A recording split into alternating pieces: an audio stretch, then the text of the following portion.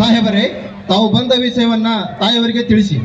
ನಾವು ಇಲ್ಲಿಗೆ ಬಂದಿರೋದು 2 ವಿಷಯಗಳನ್ನು ಡಿಸೈಡ್ ಮಾಡಿಕೊಳ್ಳಲಿಕ್ಕೆ. ಯಾವ ವಿಷಯ? ನೀವು ಬಂದ್ರು ಒಪ್ಪಂದದ ಪ್ರಕಾರ ಕಪ್ಪವನ್ನು ಕೊಡುತ್ತಿಲ್ಲ ಏಕೆ? ಕಪ್ಪ? ನಾವು ನಿಮಗೆ ಕಪ್ಪ ಕೊಡಬೇಕೆ? ನೀವೇನು ನಮ್ಮ ಒಡ ಹುಟ್ಟಿದವರ, ಬಂಧು ಬಳಗದವರ, ಇಲ್ಲ ದಾಯಾದಿಗಳ? ನಿಮಗೇಕೆ ಕೊಡಬೇಕು ಕಪ್ಪ?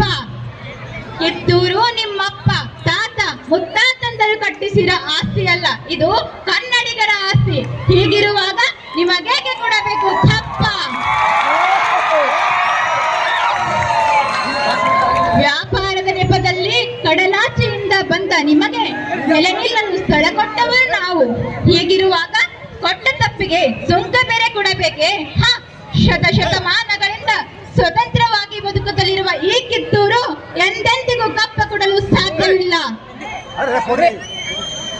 ನೀವೇನು ನಮ್ಮವರೊಂದಿಗೆ ಉತ್ತೀರಾ, ಬಿತ್ತೀರಾ, ನೀರು ಹಾಯಿಸಿ ನಾಟಿ ನೆಟ್ಟೀರಾ, ಹೊರೆ ಹೊತ್ತೀರಾ, ಹಸಿದವರಿಗೆ ಅಂಬಲಿ ಕಾಯಿಸಿ ಕೊಟ್ಟೀರಾ? ನಿಮಗೇಕೆ ಕೊಡಬೇಕು ಕಪ್ಪ? ಎಲೆ ಕೆಂಪು ಮುಸುಡಿಯ ಕೋತಿಗಳೇ, ಭಾರತವನ್ನ ಬಿಟ್ಟು ತೊಲಗಿ.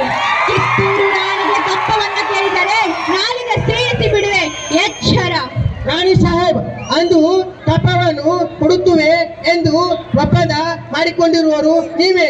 ಇಂದು ಕಪ್ಪವನ್ನು ಕೊಡುವುದಿಲ್ಲ ಎಂದು ಹೇಳುತ್ತಿರುವರು ನೀವೇ. ಇದು ಸರಿಯಲ್ಲ, ನ್ಯಾಯವೂ ಅಲ್ಲ. ಜಾಗ ಇಡಲು ಜಾಗ ಕೊಟ್ಟರೆ ಜಾಗವೇ ನಮ್ಮದೆಂದು ಬೊಬ್ಬೆ ಹಾಕುವ ಅಪ್ಪೆ ಪಾರಿಗಳು ನೀವು. ನಿಮ್ಮ ಮೋಸದ ಒಪ್ಪಂದಕ್ಕೆ ಕಪ್ಪ ಕೊಡಬೇಕೆ? ಅದೆಂದೆಂದಿಗೂ ಸಾಧ್ಯವಿಲ್ಲ. ನಿಮ್ಮ ಮಗ ಶಿವಲಿಂಗ ರುದ್ರನು ಸಜ್ಜ ಮಾಡಿಕೊಂಡ ಒಪ್ಪಂದಕ್ಕೆ ಬೆಲೆ ಇಲ್ಲವೇ? ಖಂಡಿತ ಇಲ್ಲ. ನಿಮ್ಮ ಮೋಸದ ಒಪ್ಪಂದಕ್ಕೆ ಕಿತ್ತೂರು ಎಂದಿಗೂ ಬೆಲೆ ಕೊಡುವುದಿಲ್ಲ. ರಾಣಿ ಸಾಹೇಬ್, ನೀವು ಕಂಪನಿ ಸರ್ಕಾರದ ಕಟ್ಟಲೆಯನ್ನು ಧಿಕ್ಕರಿಸುತ್ತಿದ್ದೀರಿ, ಎಚ್ಚರ. ಹೊಚ್ಚು ಬಾಯ್, ತಾಯಿ ಆಸ್ಥಾನಕ್ಕೆ ಬಂದು ತಾಯಿಗೆ ಎಚ್ಚರ ಕೊಡೋದು ತಕ್ಕೆಲ್ಲ ನಿನಗ. ಇಲ್ಲಿ ಕಟ್ಟಡ ಮಾಡುವ ಅಧಿಕಾರ ನಮಗ, ನಿಮಗಲ್ಲ.